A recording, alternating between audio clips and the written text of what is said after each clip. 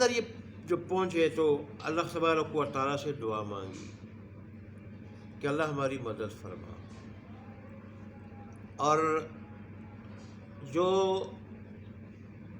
درست راستہ ہم نے اختیار کیا ہے اس پہ ہمیں استقامت نصیب فرما،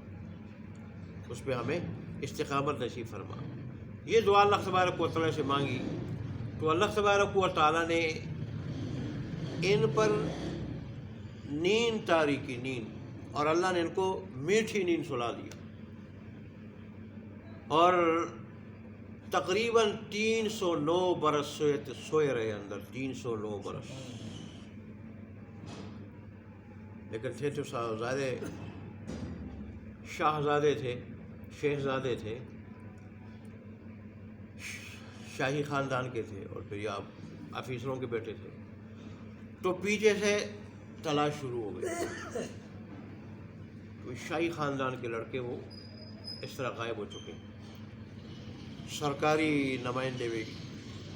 کارندے بھی شروع ہو گئے تلاش کرتے، اور نجی لوگ بھی پرائیویٹ طور پہ بھی تلاش شروع ہو گئی، لیکن سب کو ناکامی ہوئی، اللہ نے بچانا تھا، ناکامی ہوئی۔ پھر انہوں نے اس طرح کر دیا کہ ان کے نام لکھ کے اور پوری تفصیلات کہ فلانے دن، فلانے وقت، فلانی تاریخ کو یہ گم ہو گئے، اور وہ پھر جو ہے نا سرکاری خزانے میں رکھ دیے گئے۔ بعض کہتے ہیں کہ جس وقت ان کا سراغ ملا لوگوں کو اور ان کا پتہ چلا، اس وقت پھر یہ کتبے لکھے گئے۔ تو بہرحال انہوں نے اللہ تبارک و تعالیٰ کے لیے جب بت پرستی کو چھوڑا، شرک کو چھوڑا، اور اپنے شاہی زندگی کو داؤ پہ لگایا، شاہی زندگی کہنا تو زبان سے بڑا آسان ہے، یہ قصے کہانیاں ان کا سننا اور سنانا، اس میں لوگ بڑے مزے لیتے ہیں، سننے سے بھی سنانے سے بھی، لیکن اس میں عمل کرنا بڑا مشکل ہے۔ ایک غریب آدمی اپنے گھر کو نہیں چھوڑ سکتا، غربت کی زندگی کو بھی نہیں چھوڑ سکتا اللہ کے لیے کہ چھوڑ دے اور نکل جائے اللہ کے آسرے پہ، کہ میرا دین بچ جائے، میرا دین بچ جائے، دین برباد نہ ہو۔ پھر شاہی خاندان کا ہو، شاہی خاندان کا، ہم میں سے ہر ایک اپنے آپ کو دیکھ لینا، ہم اپنا گھر چھوڑ دیں گے جو اللہ نے سہولتیں دی ہیں، جو آمدن ہے، ذرائع آمدن ہے، کھانے پینے کے، یہ چھوڑ کے اللہ کے دین کو بچانے کے لیے کہ ہم 100% دین پہ چلنے والے بن جائیں، نکل جائیں گے کسی ایسی جگہ تک جہاں ہمارا دین محفوظ ہو۔ لیکن بس اللہ توفیق دے دے، جب انسان میں طلب ہو، تڑپ ہو، اور پھر اللہ سے مانگے اللہ سے مانگے، اور پھر اللہ کا فضل متوجہ ہو جائے، تو پھر انسان ایسے کچھ کر بیٹھتا ہے کہ آدمی سوچتا ہے کیسے کیا ہے۔ اب دیکھیں انہوں نے جب اللہ تبارک و تعالیٰ کی اتنی بڑی قربانی دے دی، وہ شاہی مزے، شاہی محلات میں رہنے کے، ململ کے قالینوں پہ چلنے کے، اور پھر اس وقت اگرچہ یہ پیٹرول کی گاڑیاں نہیں تھی،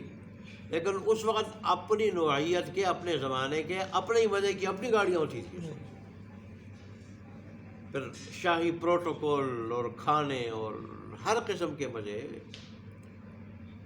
سب کچھ اللہ کے لیے جب داؤ پہ لگا دیا، تو اللہ تبارک و تعالیٰ نے 309 برس تک ان کو سلائے رکھا، یہاں تک کہ اس میں کئی بادشاہتیں تبدیل ہوئی، کئی بادشاہتیں، اور رسول اللہ صلی اللہ علیہ وسلم کی پیدائش سے 20 برس پہلے یہ ہوش میں آئے، نیند سے اٹھ گئے، بے ہوش تو نہیں تھے، نیند سے اٹھ گئے، نیند سے اٹھ گئے پھر، اور پھر ایک دوسرے سے پوچھنے لگے جیسے آگے آ رہے کہ کتنا عرصہ ہم ٹھہرے، بعض کہتے ہیں کہ دن، بعض کہتے ہیں دن بھی پورا نہیں، دن کا کچھ حصہ ہم ٹھہرے ہیں، اور 309 برس۔ لیکن لوگ بے ہوش ہو جاتے ہیں، ہفتہ، 10 دن، مہینہ، سال، 2 سال، لیکن اتنا لمبا عرصہ آدمی سویا رہے، تو یہ واقعی اللہ تبارک و تعالیٰ کی قدرت کے کرشموں میں سے ایک بہت بڑا کرشمہ، اللہ کی قدرت کے کرشموں میں سے ہے۔ اور پھر آپ یہ بھی دیکھ لیں، انہوں نے آدمی جتنی بھی بڑی قربانی دے اللہ کے دین کے لیے، جتنی بڑی، اللہ تبارک و تعالیٰ اتنا ہی بڑا صلہ دیتا ہے۔ دنیا میں اللہ نے صلہ یہ دیا، کئی مرتبہ ایسا ہوا کہ لوگ غار تک پہنچے لیکن اللہ نے ان کو پھر بھی بچا لیا، اور غار کے منہ پہ کتا بھی بیٹھا ہوا تھا، اللہ نے ان کو پھر بھی بچا لیا۔ حالانکہ ایسی تلاش جب کرتے اور پھر حکومتی سطح پہ تلاش، وہ تو پھر غار کو اور کسی جگہ کو نہیں چھوڑتے، لیکن وہ جب بچانے پہ آ جائے، جیسے رسول اللہ صلی اللہ علیہ وسلم کو غار ثور جہاں وہ لوگ جاتے تھے وہاں، تو وہاں بھی اللہ نے بچایا، اور بلکہ وہاں تک گئے بھی، جیسے کہ وہ روایت میں آتا ہے گئے بھی، اور ابوبکر صدیق نے ان کے پاؤں کو دیکھا بھی، اور اس سے وہ تھوڑے پریشان ہو گئے اپنے حبیب کے بارے میں کہ میرے اللہ کے حبیب کو اور ہمارے آقا کو کوئی نقصان نہ پہنچا دے۔ تو رسول اللہ صلی اللہ علیہ وسلم نے فرمایا کہ غم مت کھانا، اللہ ہمارے ساتھ ہے، لا تحزن ان اللہ معنا، قرآن کے الفاظ ہیں۔ وہاں بھی اللہ نے بچانا تھا، تو وہ غار جہاں وہ جاتے رہتے تھے اور جہاں جانا ان کے لیے مشکل نہیں تھا، وہ پہنچ بھی گئے۔ اللہ نے آنن فانن وہاں ایک مکڑی بھیجی، اور اس نے وہاں پہ جالا تن لیا، اور پھر کبوتر اس نے گھونسلہ بنا لیا، انڈے بھی دے دیے۔ تو وہ کہنے لگے رسول اللہ صلی اللہ علیہ وسلم کے والد ماجد کا نام لے کے، وہ تو گستاخی سے لے رہے تھے کہ یہ تو اس سے بھی پہلے کا لگتا ہے، یہ جالا تو اس سے بھی پہلے کا لگتا ہے، یہ گھونسلہ بھی اس سے بھی، جالا اس سے بھی پہلے کا لگتا ہے۔ تو کہا کہ یہاں اگر وہ گئے ہوتے ابھی تو یہ جالا اس طرح نہ ہوتا، تو اس لیے وہ واپس آ گئے۔ اور یہاں بھی وہ اس غار کے قریب بھی گئے اور آگے پیچھے تلاش کرتے رہے، غار تک بھی پہنچے، لیکن اللہ کو منظور تھا غار میں حفاظت، تو اس طرف توجہ نہ ہوئی۔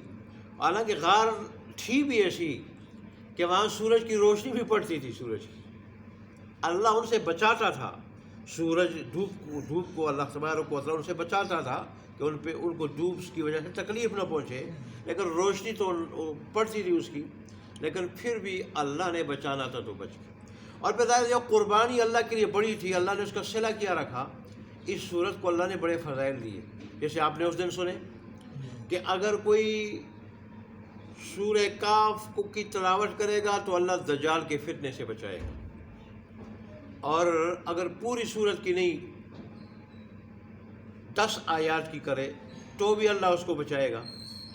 اور اگر پوری سورت کو یاد نہیں کر سکتا، ابتدائی یا آخری 10 آیات کو یاد کر لے تو بھی دجال کے فتنے سے اللہ بچائے گا۔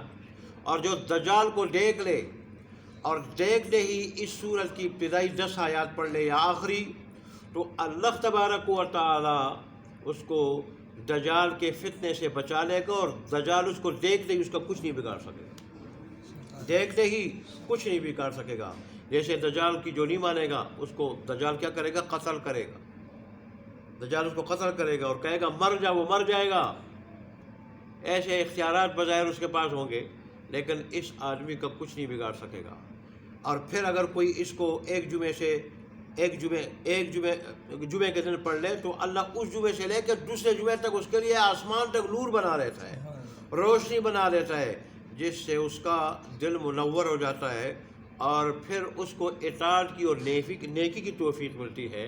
گناہ سے وہ بچتا ہے، اللہ اس کو گناہ سے بچاتا ہے، حق باطل اس کو نظر آتا ہے، یہ اس کا ثمرہ ہوتا ہے، یا مکے تک اس کے لیے روشنی پیدا ہو جاتی ہے، یا آسمان تک، اور یا قبر اس کی منور ہو جاتی ہے، اس میں روشنی پیدا ہو جاتی ہے۔